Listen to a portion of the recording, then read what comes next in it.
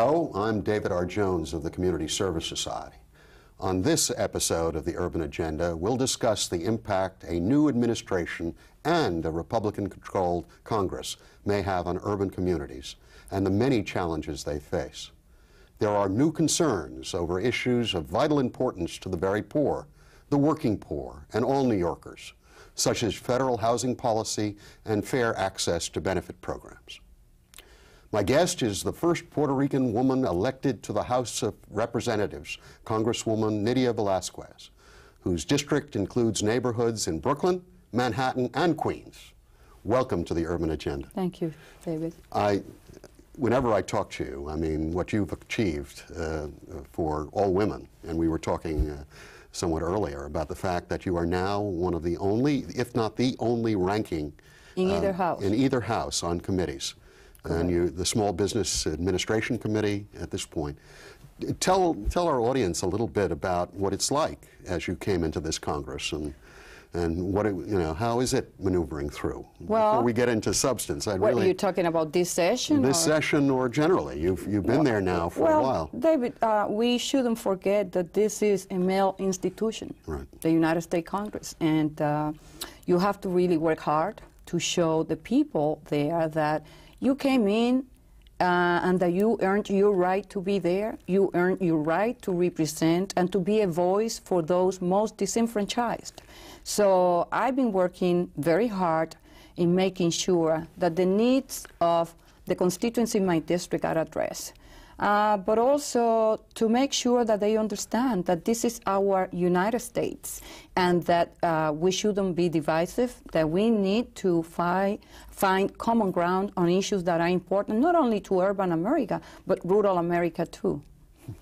Well, tell me, what's likely to happen in this congressional session for urban areas? What do you see happening now? Well, David, as you know, the President addressed the nation this past Tuesday, mm-hmm. and you have to give it to him in the fact that he said, I ran and my platform was giving a huge tax cut to the 10% wealthiest family in the country, and that is precisely what he's doing. In one single night, he wiped out the surplus that we worked so hard to achieve, the first surplus in the last 30 years. And when you add up the numbers between the funding that is needed to keep the Social Security going, Medicare, the numbers are not there. This is a president that doesn't get it. So there's not good news for urban communities. There is not good news at all for people who have been disenfranchised in our country. It's interesting, as we're starting to look over the numbers, everyone is assuming that just maintaining Social Security is sufficient. But when you look at someone living on Social Security in Brooklyn, Queens, or Manhattan, they literally are almost $200 short from just the basics of living. It's not adequately funded as it is. Well, yes, that is true. And then, when it comes to prescription drugs, seniors in this country, this is the richest country in the world. Mm-hmm. Seniors in this country, they have to make a decision between purchasing their medicine or paying their rent and buying food. This is not the America that we're supposed to be.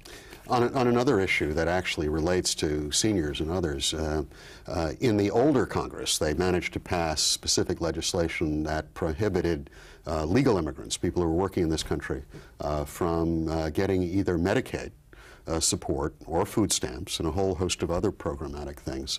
We are now finding, as we look at our municipal hospital system, for instance, that basically we have a $350 million deficit precisely because of that thing, that people are coming in desperate shape who are working people who can't get covered under Medicaid because of this law. Is there any possibility of rolling that provision back? This is the most mean-spirited legislation that we have ever passed. And what people need to understand that these are working families. They work and they pay taxes, and yet they have been denied certain rights to access to health care. So the burden now is on the states and local governments in providing the type of health services that they're going to come into the emergency rooms. They're going to get sick. They have to go to someplace. Well, we know from our informants that the mayor has just denied, at least in his budget, any further subsidies to the Health and Hospitals Corporation, which takes the lion's share of these. I don't want to have the audience leave that there's no hope here. I mean, we've seen some extraordinary political action going on, particularly in our own communities and state and city. How do we approach this kind of fight? What is the way? In the Congress, obviously, there seems to be a real chance to potentially, have a Democratic Congress or certainly a different Congress. It's an uphill battle, and we all know that. Right. But by the same token, there is good news. This is a divided Congress, and the margin of victory of the Republicans in the United States House of Representatives is very slim. Right. So when it comes to stiffer provisions in legislation, it's going to be very difficult for them to pass that type of legislation. On the Senate side, and this is my belief, the Senate will be the one setting up the agenda in this country, legislatively speaking. It's divided 50-50, so I think we're going to be fighting, but after all, that is our specialty. Right. I think that there is room to be able to get compromise on some of those legislation that are so important to working families and poor families. Plus, 1/3 of the senators in the United States Congress will be running for re-election 2 years from now. They will not do anything that will portray them as being mean-spirited and not having any compassion. I was interested as Senator Clinton went upstate, how much resonance she had with the people up there whose economy is not booming, even to the extent that parts of New York City are. What about, I think you were talking about actually reaching out to rural voters. I think the divide has always been that particularly black and brown and other people haven't really been able to make common cause effectively. Is there possibilities of making a better movement here? Sure, because people have to come to the understanding, upstate New York and downstate New York, that the tax cut plan that he is proposing is not for rural America, it's not for people living in upstate New York, where their economy is in so much trouble. So their fight and their quest is the same one for the people who live in New York City. So we have to reach common ground and embrace and try to make a difference here so that they understand in Washington that you cannot, by one legislative action, just take this money and give it to the wealthiest in this country and forget about education. Look, he is making education his top priority. But I have to tell everyone, when you look at the numbers, they are not there. The numbers, the type of investment that he wants to make, if he really pursue this tax cut of $2 trillion, the money will not be there. Yeah, it's interesting how diverted we've gotten, whether people take either side of vouchers and the rest of this stuff. We did a very unscientific survey of upstate rural schools and found that many of them don't have operating laboratories, so their kids can't pass the science part of the regents either. They don't have qualified teachers, and they don't have the equipment. I mean, everyone is playing on the margins, so, should we have, state control, should we have vouchers, when actually the basic infrastructure of education has not been supported by the federal government at all. That's correct. And it becomes interesting how they expect this to work. We see other parts of the developing world and the other nations investing a lot of money in secondary education for all their population. We don't seem to care particularly. That's right. But it goes on. What about the issues of how we're going to deal? Let's talk about small business from your committee's vantage point. I mean, how are small business people going to be impacted? That's really the heart of many African American and Latino communities that's been ignored entirely. I'm glad that you're bringing out that issue, because really, since I became the ranking on the Small Business Committee, I've been reaching out to as many business groups and associations as I have been able to do. And what I hear from them is, the notion that Democrats don't care about small businesses, and it is not so. Look, the impression that the president gave is that, oh, there's going to be tax breaks for the small business community. It's not so. There is not specific targeted tax cut for small business in his plan, and yet he is cutting. He cuts the budget for the Small Business Administration by 43%. Now, every loan program that is guaranteed by SBA, if a small business person applies for a loan guarantee from SBA, they will have to pay fee. It will cost him an average of $2,800. So on the one hand, they might get $2,500 in tax cut, and then on the other, he has to pay $2,800 to get a loan. It's clear that that's going to be one of the ways, you know, clearly the entrepreneurship of the small, you know, cleaners, the small grocery stores, really the heart of most of our neighborhoods. They've sort of painted our communities as total wastelands. They're not. And David, let me tell you, the face of small businesses in America is changing. It's women, it's blacks, it's Latinos, it's Asian. So what was good for other generations should be good for this present generation. You know, the numbers are there. Half of the workforce in our country, of those jobs, has been created by small businesses. We'll be back to continue our discussion right after this.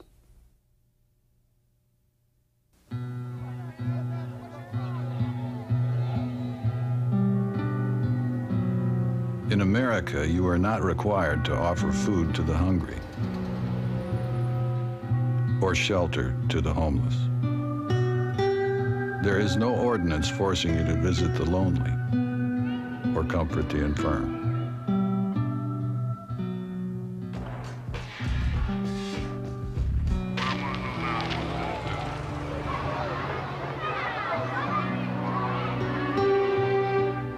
In fact, nowhere in the Constitution does it say you have to provide anything for anybody.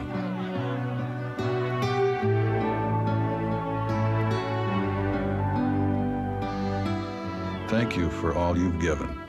Imagine what more could do.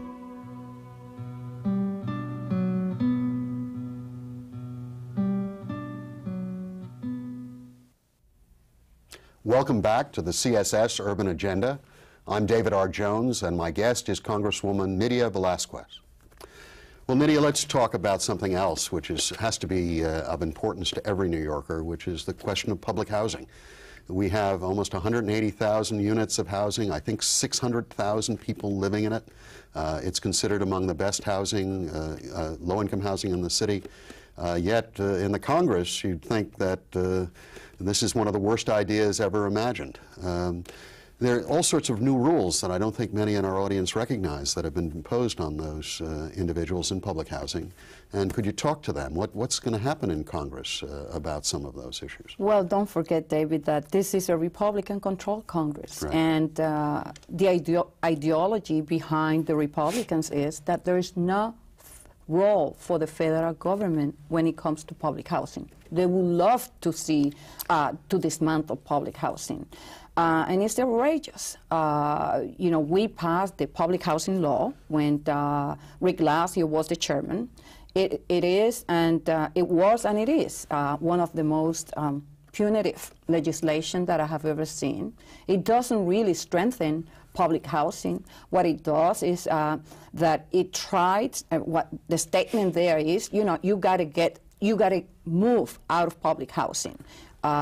So what is going to happen with those most vulnerable in our society, especially in New York City? We are facing a housing crisis in New York City, and I'm really appalled that really no one is talking about that. Well, just recently the mayor made an announcement about an initiative where he is committing resources from the next administration, and it took him 8 years to find out that, oh my God, yes, we are facing a crisis in New York City.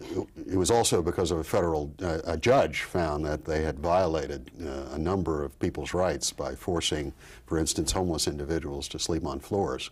before this move. It's just terrible. There's also a provision that many of our viewers may not know about, that there's a mandatory work requirement if you're a tenant in public housing.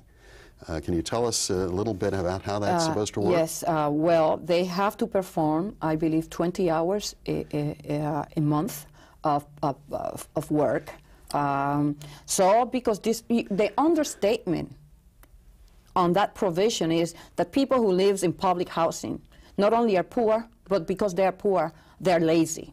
And I really resent it. I voted against it, I fought against it, and I will continue to fight any housing locality like NYCHA and any attempt to really implement this. Well, it becomes particularly offensive because more and more people in public housing, in fact, work. That's the notion. That is the understatement. Yes. But you know what? Other housing initiatives in our nation, they receive some type of tax credit. I know. And they receive some type of federal aid. So are you going to tell me that every housing initiative, like Michelle Amas, that you are going to have a working requirement for them? Well, I think many of our viewers know that second homes in the Hamptons get a big tax deduction, up to $100,000 or something on the mortgage payment. And the notion of them being in the town square sweeping, I think, would be interesting to see how quickly that went through. The outrageousness of it and the anti-democratic nature of it is pretty thick. What type of message are we sending to, working families who live in public housing? It is terrible. Is there going to be any effort to roll back some of the provisions in the public housing that were more draconian? I don't think so. Not yet. I don't think. Well, the good thing is that Margie Rocamo, Congresswoman from New Jersey, she's a moderate Republican, and she's the chair. She was supposed to be the chair of the Financial Services Committee, right, but she was not conservative enough to be the chair. So Speaker Hastert, advised by some of the lobbyists from financial institutions, I guess, and some of the most conservative Republicans, they opposed her nomination to chair the full committee. But she is the chair of the subcommittee on housing, and I hope that we will be able to work with her. What about the issue of trying, it seems like housing is off everyone's agenda, even between the presidential race. They never mention it. It's amazing, and I remember only a few short years ago, the issue of low and moderate income housing for working people everywhere, not only New York City where we are, was center stage. What happened here? Well, I guess that we need to be a little more politically organized and push this issue in front of the burner, in the discussion that we have, not only at this, it is a responsibility for Governor Pataki, who is the Republican, to talk to the administration in Washington and say, look, we are facing a serious issue when it comes to affordable housing, when it comes to the lack of public housing that we have. It is the responsibility of Giuliani. He loves always to give nice talk. Well, here he has an opportunity before he leaves to reach out to the Republicans in Washington and talk to them about the crisis that we are facing here in New York City. And this is not only New York City and urban America, it's happening in rural America too. I mean, it's interesting. This is one issue when you talk to middle-class audiences, and I talk to people of relatively good means.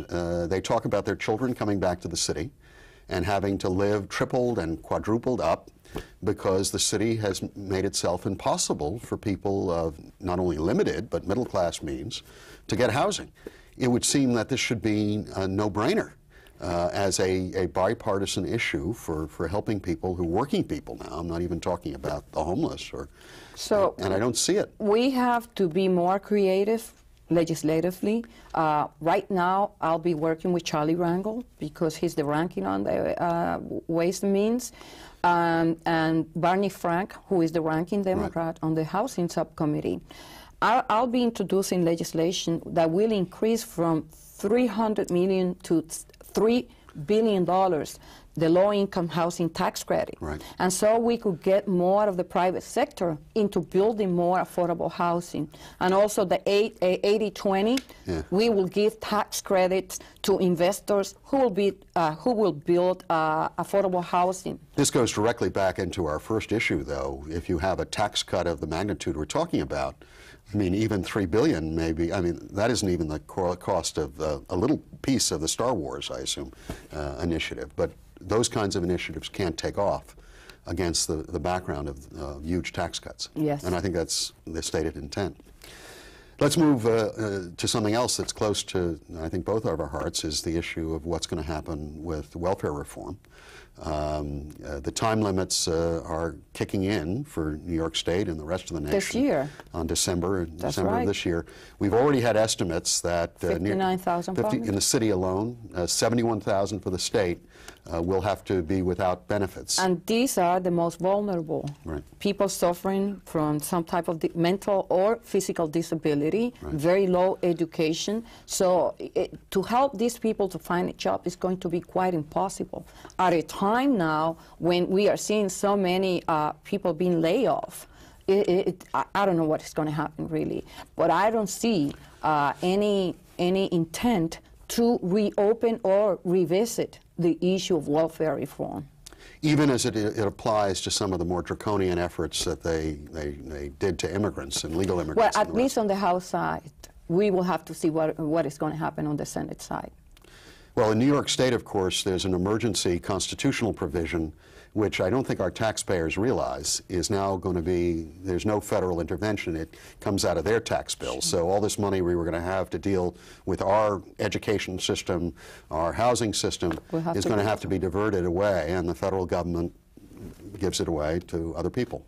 Well, David, maybe we have to continue to remind our president that when he campaigned not only on the tax cut, but also to bring civility into Washington and compassionate conservatism. And I guess that he will have an opportunity to show how compassionate Republicans are. Let's talk about our constituencies. Clearly, everyone is trying to ignore the fact, but in New York State, African American and Latino and Asian voters turned out in incredible numbers. What do you project the new role for many people in the city of New York from our communities?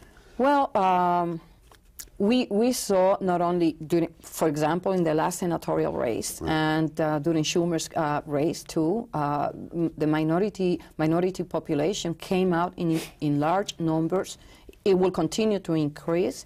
We're going to have an opportunity to see the face of the city council changing, right, to make it more that reflects the composition and the demographics of New York City. And I hope that at every level we have to continue to do voter registration and voter participation and education so that people understand that there is a connection between numbers and political influence and getting elected officials to pay more attention to their needs. Well, there's going to be a new crisis that is going to emerge, obviously. They're reducing the congressional delegation, correct, of New York State by 2. And there's some discussion now that there'll be 1 upstate and 1 downstate. The interesting thing is, our preliminary understanding is there's been a huge growth in population downstate, and that there's been a real attrition because of the lack of economic activity upstate. Well, I can tell you this. If we leave this just to the state legislature, maybe they make a political agreement or compromise that, okay, New York State will lose a seat and then New York City will lose, downstate will lose another seat. But if we go by the numbers, those 2 seats have been lost in New York State, not in New York City. Right. So we'll see, because they have to keep in mind there is a lot of people that understand the impact and the implications of losing a congressional seat and the fact that we're going to lose a lot of funding from the federal government. So if this ends up in court, I don't think that New York City will lose that seat. It's going to be, obviously, we have not only an issue with our Republican compatriots, but also the Democratic Party that seems to be happy with it. Well, thank you for your insights. My thanks again to Congresswoman Nydia Velazquez for speaking with such eloquence today about these issues that are of such great importance to poor communities in New York City. I'm David R. Jones of the Community Service Society. Thank you for joining us for the Urban Agenda.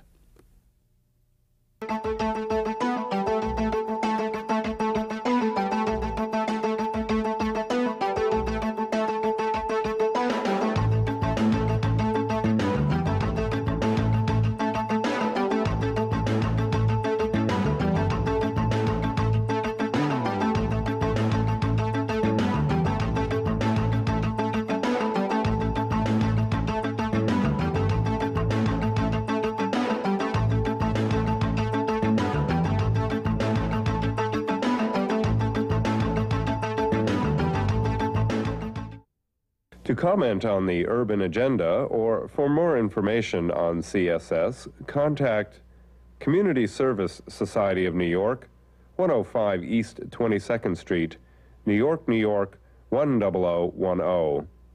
Area code 212-254-8900.